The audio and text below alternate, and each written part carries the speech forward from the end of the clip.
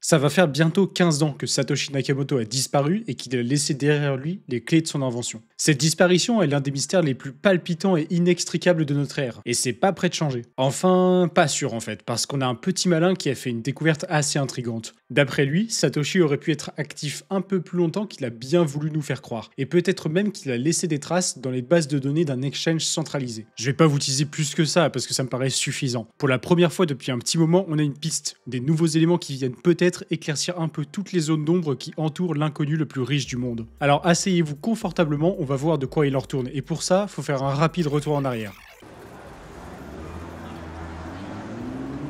Il n'y a pas 50 façons de rendre service à l'humanité, et l'une d'elles consiste à exposer aux yeux du monde toutes les atrocités de la première puissance économique et militaire mondiale. Ça tombe bien, c'est exactement dans ce but-là que Julian Assange a fondé Wikileaks. On est en 2010, l'administration Obama est aux manettes depuis quelques mois déjà, et les révélations s'enchaînent. En juillet, 75 000 documents militaires du conflit en Afghanistan sont rendus publics. En octobre, plus de 400 000 papiers détaillant les opérations américaines en Irak sont aussi mis en circulation. Et ça, c'est qu'une infime partie de ce qui a été et sera révélé grâce à Wikileaks. Autant vous dire que du côté des pouvoirs publics, ça tire un peu la gueule. Julian Assange, le fondateur du site, fait évidemment l'objet d'un mandat d'arrêt international. À ce moment-là, il se planque au Royaume-Uni et grosso modo, les États-Unis volent sa peau. Le truc, c'est que c'est pas un ressortissant américain, et l'oncle Sam peut pas faire comme il veut. Par contre, ce qu'il peut faire, c'est lui couper les vivres. Visa, Mastercard, PayPal, Western Union, tout ce beau petit monde s'est réuni et décide que c'est bon, la fête est finie. Si vous ne pouvez pas faire taire un homme, excluez-le du système. Bon, mais pourquoi je vous raconte tout ça ? Vous le savez peut-être, mais c'est là qu'Assange et Wikileaks se sont tournés vers Bitcoin. L'invention de Satoshi Nakamoto n'en était encore qu'à ses balbutiements, et déjà, on allait l'utiliser pour faire un gros doigt d'honneur à l'establishment.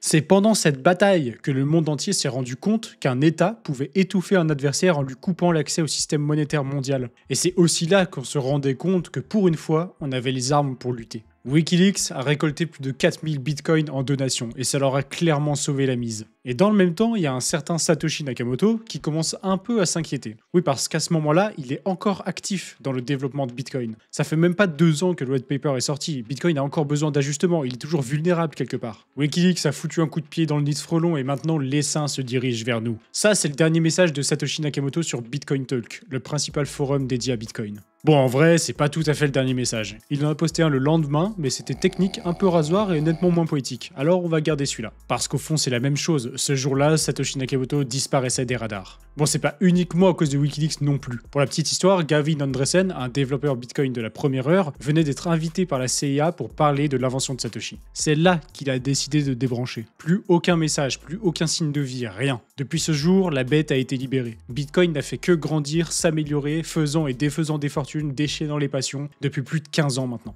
Tout le monde se demande qui peut bien être Satoshi Nakamoto. Et on est sur internet là, c'est un endroit où on est capable de retrouver un drapeau planté derrière une grange dans le fin fond du Tennessee en 24 heures top chrono avec juste ça comme indice.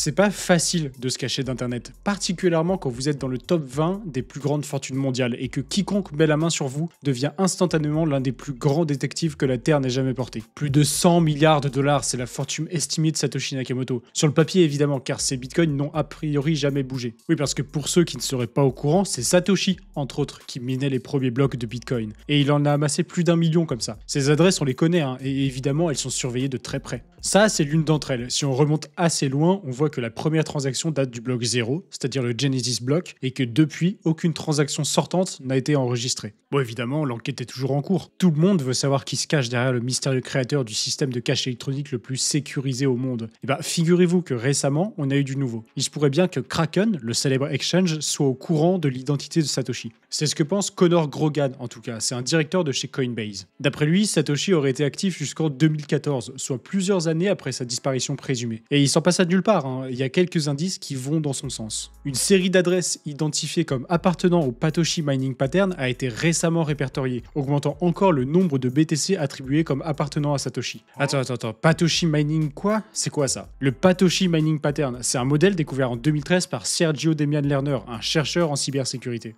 Il a analysé la blockchain de Bitcoin et a mis en évidence un mineur unique, surnommé Patoshi, qui aurait extrait environ 1 million de Bitcoin entre 2009 et 2010. Pourquoi Patoshi du coup? C'est juste la contraction de pattern et de Satoshi, parce qu'on n'est pas sûr à 100% de qui est derrière tout ça. Ce mineur se distingue par un logiciel de minage particulier, différent de celui des autres participants de l'époque. Je vais simplifier, mais on dirait qu'il utilisait un logiciel précis pour miner et qu'il suivait une stratégie d'autorégulation, laissant intentionnellement des blocs disponibles pour d'autres mineurs. Je vais pas rentrer dans les détails, mais dites-vous qu'en gros, c'est un mineur qu'on arrive à distinguer des autres. C'est un peu comme si, à ce moment-là, il avait une grosse partie de la puissance de calcul du réseau et que pour éviter d'être le seul à pouvoir miner des blocs, il ait mis au point ce logiciel particulier. L'objectif de Patoshi ne semble pas avoir été l'accumulation de Bitcoin pour un profit personnel, mais plutôt la sécurisation du réseau à ses débuts, une période où Bitcoin était extrêmement vulnérable aux attaques. En dominant le minage tout en limitant son activité à certaines périodes, il aurait empêché une prise de contrôle malveillante et assuré la stabilité du réseau jusqu'à l'arrivée d'autres mineurs. C'est pas un comportement normal, et ça témoigne d'une réelle compréhension du réseau, d'une part, mais aussi d'une véritable volonté de protection. Évidemment, l'hypothèse la plus répandue est que Patoshi et Satoshi Nakamoto sont la même personne. Ça concorde pas mal. Le minage de Patoshi a commencé immédiatement après la création du réseau. Il a extrait une quantité massive de Bitcoin qui n'ont jamais été dépensés, et son comportement témoigne d'une intention de protéger le système plutôt que d'en tirer profit. Enfin bref, c'est là-dedans que Connor a mis son nez, et il a remarqué autre chose.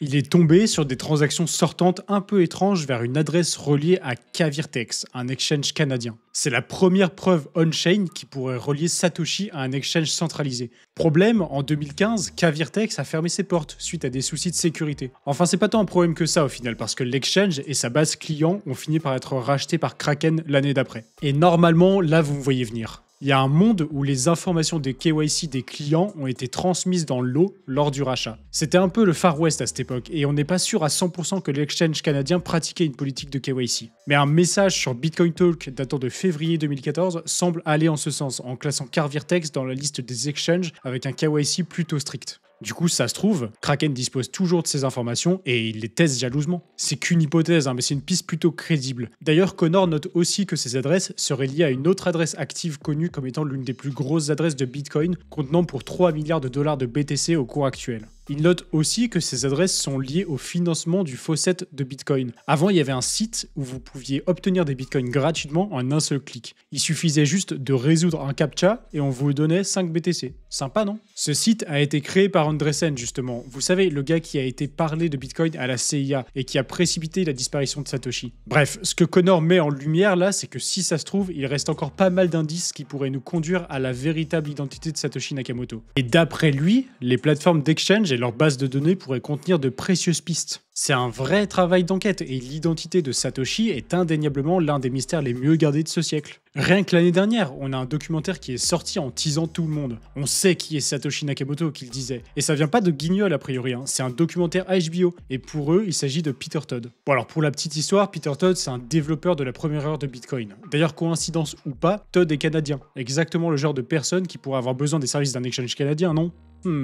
C'est un gros contributeur à Bitcoin Core et son expertise en cryptographie, ses contributions précoces à Bitcoin et son style d'écriture précis et technique ont parfois conduit certains à le soupçonner d'être Satoshi. Il a une compréhension très vaste de la cryptographie et des systèmes décentralisés, comparable à celle de Satoshi. Il a souvent eu des positions critiques mais lucides sur le développement de Bitcoin, comme Satoshi, et il parle de sujets très techniques de façon pragmatique et détaillée, comme Satoshi. Évidemment, il a nié en bloc, que ce soit devant les caméras ou bien sur Internet. Il dit lui-même qu'il a dû prendre certaines mesures de sécurité supplémentaires après cette diffusion. Parce que forcément, si on vous soupçonne d'être Satoshi, c'est un peu l'équivalent de vous mettre une grosse cible sur la tête. Bon, et puis des gens qu'on a accusés à tort d'être Satoshi, il y en a eu plein. Évidemment, on ne peut pas passer à côté de Dorian Nakamoto. Vous avez sûrement déjà entendu parler de lui. On est en 2014 et Newsweek se lâche. Il publie un article intitulé Le visage derrière Bitcoin, où en gros, ils disent avoir trouvé le véritable Satoshi Nakamoto. Le mec s'appelle Dorian Prentice Satoshi Nakamoto. C'est un ingénieur japonais habitant aux États-Unis et malheureusement, il ne va pas passer un bon moment. Il se fait très vite harcelé par des journalistes car manque de bol, il se trouve qu'il habite tout près de chez Alphine, un développeur de la première heure qui était en contact direct direct avec le vrai Satoshi. Enfin bref, il va nier, évidemment, implorant qu'on le laisse tranquille et on le comprend. Newsweek a vraiment fait n'importe quoi sur ce coup et a mis sa déontologie de côté aux dépens de la tranquillité d'un homme.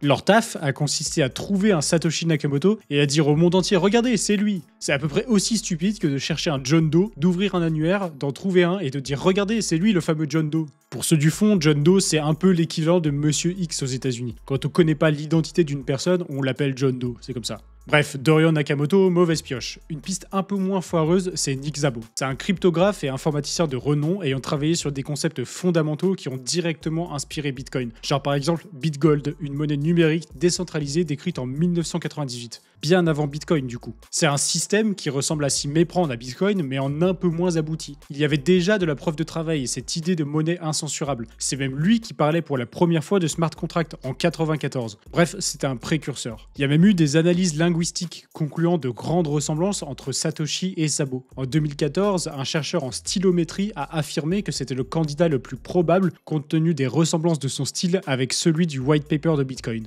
Quelque part, ça corrobore une autre thèse qui dit que Bitcoin n'a pas été écrit que par une seule personne, mais vraisemblablement par un groupe. Le style d'écriture ne serait pas le même entre le white paper, les posts sur Bitcoin Talk et même dans le code en lui-même. Si ça se trouve, c'est Szabo qui a rédigé le livre blanc, mais c'est pas lui qui a écrit le code, ni opéré Bitcoin dans les premières années. Un autre élément troublant, c'est que Szabo n'a jamais été mentionné par Satoshi dans ses écrits, alors qu'il a joué un rôle crucial dans le développement des idées qui ont conduit à Bitcoin. Il a toujours nié toute implication dans le projet et encore aujourd'hui, le mystère reste entier. Dans le lot, il y a aussi Hal Finney. On en a parlé tout à l'heure, c'est l'un des premiers utilisateurs de Bitcoin, aujourd'hui décédé et cryogénisé dans les locaux d'Alcor, une société spécialisée dans ce secteur aux États-Unis. C'est pas que l'un des premiers utilisateurs, c'est aussi le tout premier destinataire d'une transaction Bitcoin provenant de Satoshi himself. Faut savoir que Hal était atteint de la maladie de Charcot, la même maladie que Stephen Hawking. C'est une vraie calamité cette maladie et les personnes atteintes perdent progressivement l'usage de leurs membres. Certains font le rapprochement et disent que le moment où Satoshi a disparu correspond aussi au moment où Hal Finney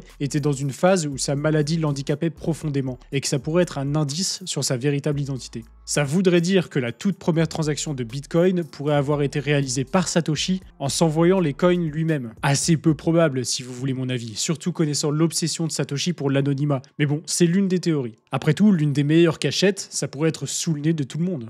Bon, la liste des gens suspectés d'être derrière l'invention de Bitcoin est longue comme mon bras, et tous les énumérer, ça serait vraiment très long. Mention spéciale d'ailleurs à ceux qui pensent que c'est Elon Musk ou même la CIA par exemple. La chasse à l'identité de Satoshi est l'une des enquêtes les plus palpitantes de notre siècle, ça c'est clair. Bon mais alors quid des trouvailles de Conor Grogan? Est-ce que Kraken pourrait vraiment être en possession des informations personnelles du véritable Satoshi? Bah on sait pas, tout ce qu'ils ont répondu c'est « We are all Satoshi » et au fond vous savez quoi? C'est peut-être la meilleure réponse. Satoshi Nakamoto doit rester anonyme, pas par caprice ni même par envie, mais parce que c'est vital. Parce que s'il était identifié, tout ce qu'il a construit pourrait s'effondrer, ou du moins perdre l'une de ses plus grandes forces. Bitcoin, c'est une monnaie sans maître, une révolution monétaire qui échappe à tous les systèmes de contrôle traditionnels. Son créateur l'a lâché dans la nature et a disparu, et c'est précisément ce vide qui en fait un système inattaquable. Satoshi Nakamoto n'est pas une personne, c'est une idée, c'est un symbole. Et à ce que je sache, on fout pas les idées en prison, du moins pas encore. C'est un système sans leader, sans figure à abattre, et ça doit rester comme ça. C'est pour ça qu'on a tendance à considérer Bitcoin comme de l'or numérique, entre autres. Et c'est aussi pour ça que BTC est la crypto la plus à même d'être qualifiée de matière première. Imaginez un instant que son identité soit révélée. Imaginez que demain, on découvre qu'il vit quelque part pépère avec son million de Bitcoin. Qu'est-ce qui se passerait? Bah déjà sur le cours, j'ose pas imaginer, mais surtout, on pourrait lui mettre la pression, voire même lui mettre le grappin dessus pour essayer de lui soutirer ses bitcoins. Et même si personne ne l'arrêtait, ça changerait tout. Bitcoin serait soudainement vulnérable parce qu'un créateur vivant, c'est un point faible. C'est un humain avec des défauts qui peut être manipulé, corrompu, forcé de parler